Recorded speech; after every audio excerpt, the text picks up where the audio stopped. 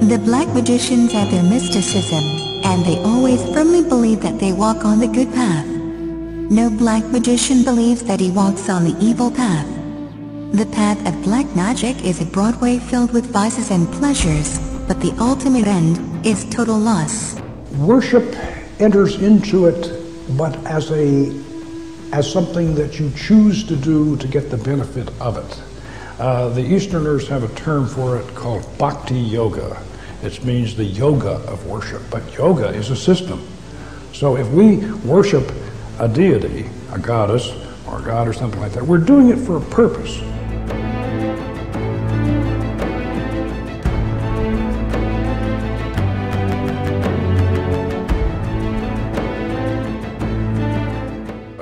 The Lemegeton and the Greater Key of Solomon, these handbooks of magic were attributed to Solomon for two reasons. Number one, he was the great magician, the legendary magician, and number two, these people were afraid to put their real names on the books because they'd get burned at the stake.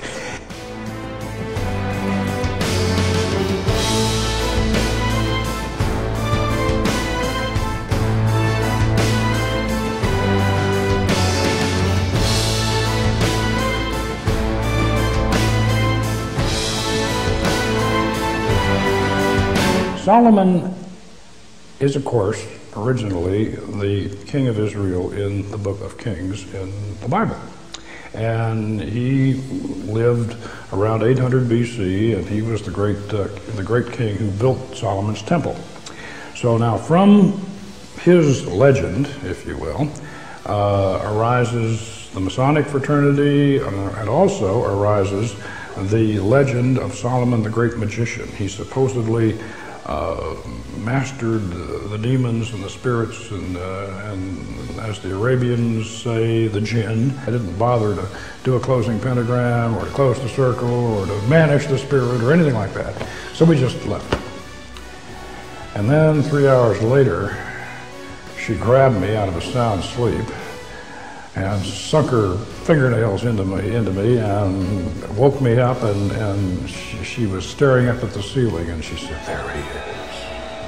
And I had to drag her back into the circle, and we had to exorcise that spirit.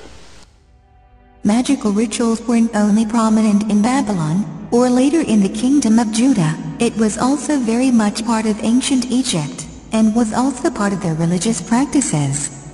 Ancient Egyptian religion was a complex system of beliefs and rituals which was integral to ancient Egyptian society.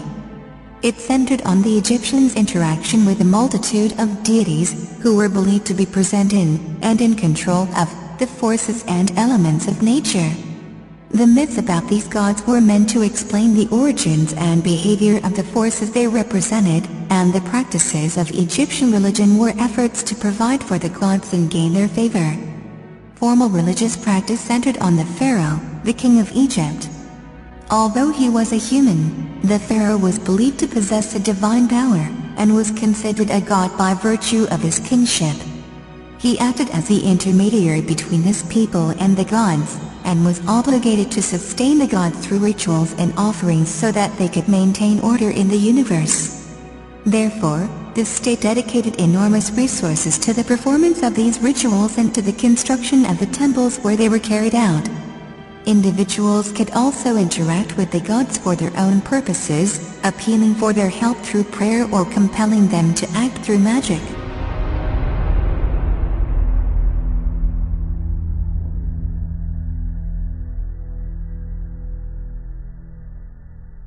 As the mystery religion spread all over the world from Babylon, they found expression in all countries of the ancient world with only a change in the names of the gods and slight variations in the rituals.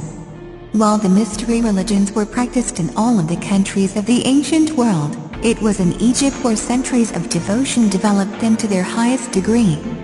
According to Mason Manly P. Hall's book, Freemasonry, the ancient Egyptians, and I quote, "It is now generally acknowledged that the Egyptians, of all the ancient peoples, were the most learned in the occult sciences of nature. The wisest of philosophers from other nations visited Egypt to be initiated in the sacred mysteries by the priests of Thebes, Memphis, and Hermopolis. There is indeed, as we have established, a very definite link between the Egyptian mystery religion and the Masonic Lodge. This link can be readily established from the words of Masonic authors, and testimony can be provided to remove all reasonable doubt. In the book, The Meaning of Masonry, by past Provincial Grand Registrar, W.L. Wilmshurst, we find the statement, and I quote, "I am acquainted, for instance, with an Egyptian ceremonial system, some 5,000 years old, which taught precisely the same things as Masonry does."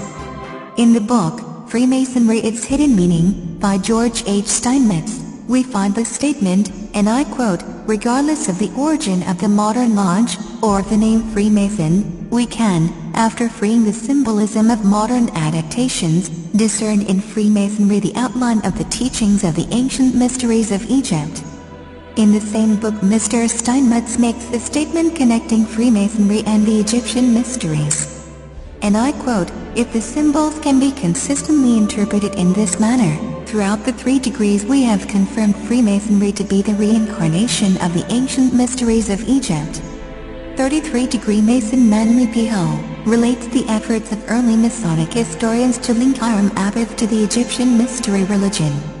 Early Masonic historians such as Albert Mackey, Robert Fregould and Albert Pike were of a single purpose in their efforts to establish a definite correspondence between the Hiramic legend of Freemasonry and the Osiris myth as expounded in the initiatory rituals of the Egyptians. From the Lost Keys of Freemasonry by 33rd degree Manly P. Hull, man is a god in the making, and as in the mystic myths of Egypt on the potter's wheel he is being molded. Unas eats magical charms, behold, Unas eateth of that which the red crown sendeth forth, he increaseth, and the magical charms of the gods are in his belly. The following quote is a comment on the texts about King Unas by the translator of the Egyptian Book of the Dead, each Wallace Budge, the notion that, by eating the flesh, or particularly by drinking the blood, of another living being, a man absorbs his nature or life into his own, is one which appears among primitive peoples in many forms. It is indeed an accurate assessment that these murders in the Unas texts were performed in a ritual and religious manner for the purpose of obtaining the life force or energy force of the victim. Not only was this the purpose of these ancient Egyptian texts, but it is also the purpose behind modern Satanism. This common underlying purpose can be seen by comparing these texts and their assessment with the words of Master Satanist, a 33rd degree Scottish Rite Grand Master, and a 97th degree the Rite of Memphis, of Aleister Crowley. He writes, and I quote, "The blood is the life." This simple statement is explained by the Hindus by saying that the blood is the principal vehicle of vital prana. It was the theory of the ancient magicians that any living being is a storehouse of energy varying in quantity according to the size and health of the animal, and in quality according to its mental and moral character. At the death of the animal, this energy is liberated suddenly. For magical purposes, the animal should therefore be killed within the circle, or the triangle, as the case may be, so that its energy cannot escape. An animal should be selected whose nature accords with that of the ceremony. For the highest spiritual working, one must accordingly choose that victim which contains the greatest and purest force. A male child of perfect innocence and high intelligence is the most satisfactory and suitable victim. Those magicians who object to the use of blood have endeavored to replace it with incense. But the bloody sacrifice, though more dangerous, is more efficacious. And for nearly all purposes human sacrifice is the best.